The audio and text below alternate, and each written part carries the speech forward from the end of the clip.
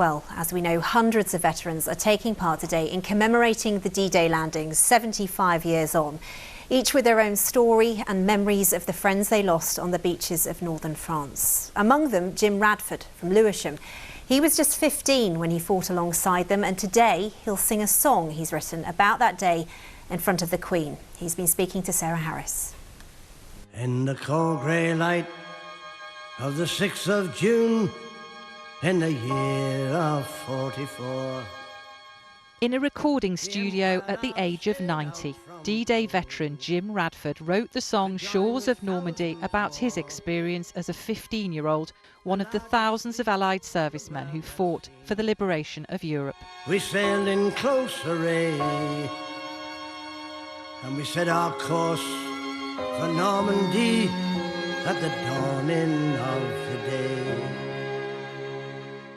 Looking out onto the beach where one young friend lost his life, Jim says he can remember his features clearly all these years on. I will think in particular about one young soldier, Green Howard, and I remember his face very clearly. And he was a young lad, not much older than me, might have been 18 or 19, smart lad, Green Howard, and I remember him. Because I think about him from time to time. If I'm on the street, sometimes I forget about a long period, and then suddenly go along the street and I see a face, and I think that looks a bit like that soldier, that young soldier. And this is what the funds raised by the song will go towards. A strip of land overlooking Gold Beach will be transformed into a garden. The sculpture by David Williams Ellis, the centrepiece, featuring the words of the BBC broadcast made that day 75 years ago. I wanted to capture the energy and movement and the nervousness of coming ashore. So each one of those sculptures, particularly the rifleman, his gun is not quite up, it's not in a finite moment, and I wanted to catch them as a group. It's more moving than I can imagine. It's everything that I tried to achieve, I think I have achieved. You will judge, the viewer will judge in time to come. Who died upon that blood-soaked sand, where now sweet children play.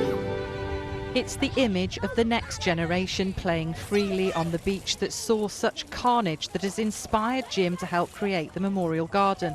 Abbots Hill School from Hemel Hempstead, just one of many primary schools visiting to remember what happened that day and learn from it.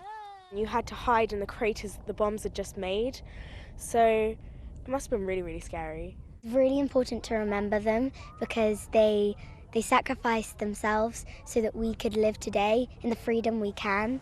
And that's a message Jim is determined to bring home on behalf of the thousands of men who did not come home.